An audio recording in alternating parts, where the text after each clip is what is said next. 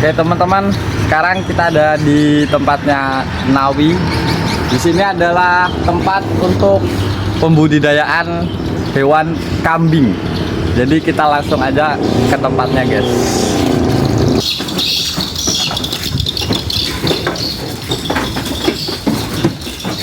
Oke teman-teman, sekarang kita udah ada di kandang Nawi Jaya Farm.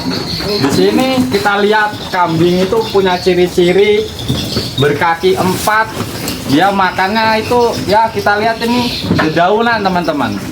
Jadi kambing itu dia hewan mamalia, artinya apa? Menyusui dan melahirkan. Jadi ketika kambing itu berkembang biak, dia dengan cara melahirkan dan menyusui anaknya teman-teman. Bisa kita lihat teman-teman, di sini ada kambing Jawa Randu yang warnanya hitam legam ini. Nah, Jawa Randu itu punya ciri-ciri yang agak unik teman-teman. Dia punya telinga itu lebih panjang daripada kambing dari Rambon teman-teman ya. Ini kambing dari Rambon kupingnya lebih pendek. Ya perbedaannya tipis tapi lumayan kelihatan sih teman-teman. Harusnya kalian udah tahu. Apalagi kalau kalian tahu kambing kacang. Itu kambing kacang lebih kecil, lebih bulat. Berbeda dengan dua kambing ini.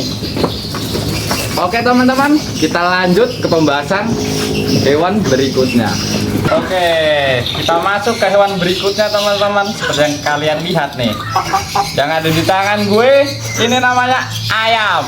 Oke, ayam ini punya ciri-ciri kaki 2, dia berbulu dan berparuh, dan bersayap. Jangan lupa teman-teman, nggak bisa terbang ya. Ayam ini termasuk hewan unggas yang dia berkembang biak dengan cara bertelur, bukan menyusui seperti tadi kita review si kambing. Berbeda ya teman-teman. Jadi ayam ini dia bisa makan, termasuk pemakan apa saja bisa dimakan selain batu. Oke, ya segitu aja teman-teman review ayamnya lah. Kita langsung lanjut ke hewan berikutnya. Kalian udah pada tahu pasti ayam kan? Let's go.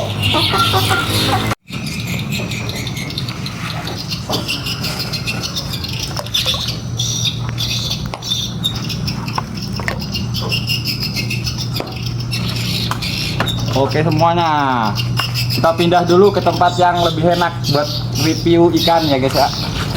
Oke, let's go. Nah sini teman-teman, kita lihat ini adalah ikan lele air tawar. Dia hidup di air tawar. Lele punya ciri-ciri berkumis dan tidak bersisik.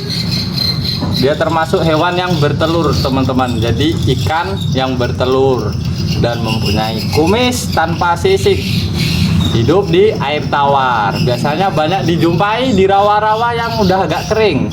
Biasanya di endut-endut. Nah kalian tahu endut enggak? Kalau nggak tahu searching ya teman-teman biar agak tahu. Nah di endut itu biasanya dia hidup. Jadi karena dia ikan, dia bernafas menggunakan insang teman-teman. Buat yang belum tahu nih, kalau udah tahu lanjut aja ke hewan berikutnya. Oke, let's go. Oke teman-teman, kita lanjut lagi ke hewan berikutnya, yaitu kucing. Kucing itu termasuk hewan mamalia juga. Dia beranak dan menyusui. Jadi kita lihat di sini dia punya ciri-ciri itu berbulu, berkaki 4 dan berkumis teman-teman. Dia makannya itu ikan-ikanan bisa, yang penting yang berbau amis boleh buat dia makan teman-teman ya. Untuk lebih lanjut lagi kita ke hewan berikutnya. Let's go teman-teman. Oke, kita masuk ke hewan berikutnya. Yang terakhir itu ada kita sapi teman-teman ya. Kita pakai sapi. Ini dia sapi-sapi yang ada di HM Farm Rumbia. Buat yang mau cari sapi boleh call aja langsung. Sapi-sapi ini punya ciri-ciri sama kayak kambing. Dia mamalia yang menyusui dan berkembang biak menggunakan cara melahirkan ya. Kaki 4 bertanduk. Ya seperti sapi pada umumnya teman-teman. Kita bisa lihat sendiri di sini sapi-sapi yang ada. Oke, segitu dulu lah ya. Kita buat review beberapa hewan yang ada di sekitar saya. Kita lanjut besok buat pertemuan selanjutnya, review beberapa tanaman yang ada di lingkungan saya. Oke teman-teman, selamat melanjutkan aktivitas. Selanjutnya adalah pohon pinang. Dari sumber yang saya baca, pohon ini katanya bisa buat obat buahnya. Orang-orang Tiongkok biasanya buat buah pinang ini sebagai obat tradisional mereka. Ya, pohonnya mirip pohon kelapa. Lanjut lagi, nah ini adalah pohon palem. Pohon ini bisa buat menyaring udara, guys. Pohon ini adalah tanaman hias yang bisa ditaruh di dalam ataupun di luar ruangan. Jadi buat yang pengen udaranya bersih, boleh tanam pohon palem seperti ini di rumah mereka. Oke. Yang terakhir adalah yang paling familiar, yaitu pohon singkong. Ya, seperti biasa pohon singkong. Ini pohon singkong enak ya teman-teman, bisa dimakan karena batangnya merah. Nih ditandain batangnya merah, dia bisa dimakan. Pohon singkong ini diambil akarnya atau umbinya, itu bisa buat bahan makanan kita sehari-hari, bisa buat tepung dan lain sebagainya. Oke, kita akan lanjut ke penelitian tentang gerak tumbuhan yang akan kita teliti nanti setelah ini teman-teman. Let's go.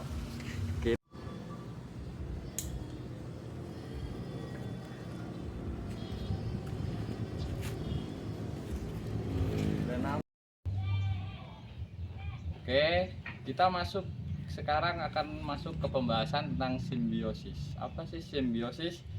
Simbiosis itu adalah hubungan antara makhluk hidup dengan makhluk hidup yang lain. Macam-macam simbiosis, ada simbiosis mutualisme, simbiosis komensalisme, dan simbiosis parasitisme. Kali ini saya akan membahas tentang simbiosis parasitisme tuh teman-teman, tentang tumbuhan cempoka ini. Kalau tempat saya ini tumbuhan cempoka dan tanaman benalu yang ada di tumbuhan ini ya. Agak sini tuh, agak sini boy. Nah, ini adalah tumbuhan cempoka yang dihinggapi oleh tumbuhan benalu. Jadi dia tumbuhan benalu ini ngambil unsur air dari tumbuhan si cempoka ini. Dia jadi parasit teman-teman. Jadi yang satu diuntungkan dan tumbuhan yang lain itu dirugikan, seperti itu. Oke, kita akan masuk lagi ke pembahasan selanjutnya di pertemuan yang akan datang. Let's go. Oke, kita masuk ke pertemuan selanjutnya lagi. Sekarang saya akan membahas tentang pertumbuhan. Jadi saya membahas tentang pertumbuhan dari tumbuhan kunyit. Kebetulan di rumah saya ada ini tumbuhan kunyit yang lagi dibudidayakan. Ini teman-teman, ini adalah tumbuhan kunyit yang baru sekitar 1 mingguan. Jadi dia baru mulai bertunas, itu di dalamnya belum tumbuh. Kenapa kok dikasih tutup bang? Itu biar ya cepet aja rumah aku tumbuh ya. Oke. Nah yang ini adalah tumbuhan kunyit yang udah 1 mingguan. Dia udah bertunas, udah lumayan tinggi tunasnya, udah pindah juga ke media tanah. Nah yang ini udah sekitar 2 atau 3 mingguan nih teman-teman, dia udah lebih tinggi dari yang ini.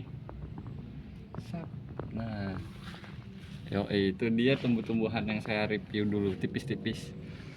Nah sekarang kunyit itu termasuk tumbuhan rempah ya teman-teman. Dia bisa buat bumbu dapur, bisa juga buat tradisional, obat tradisional juga bisa. Teman-teman bisa budidayakan kunyit ini dengan sangat mudah kok. Biasanya emak kalian kalau beli kunyit ambil aja, bisa kalian kasih ke air, nanti sekitar nggak ada 1 mingguan lah, sekitar 1 mingguan itu dia bakal tumbuh tunas. Nah kalau udah tumbuh tunasnya agak tinggi, nah itu baru kita pindah ke tanah. Biar apa? Biar nanti dia bisa tumbuh akar, biar bisa tambah banyak lagi kunyitnya ya. Oke, itu dulu aja lah penjelasan dari saya. Kita tutup pertemuan ini dengan terima kasih. Maaf bila ada salah kata. Saya Muhammad Fajar Taqiyuddin, semester 7 Universitas Terbuka mengucapkan selamat sore.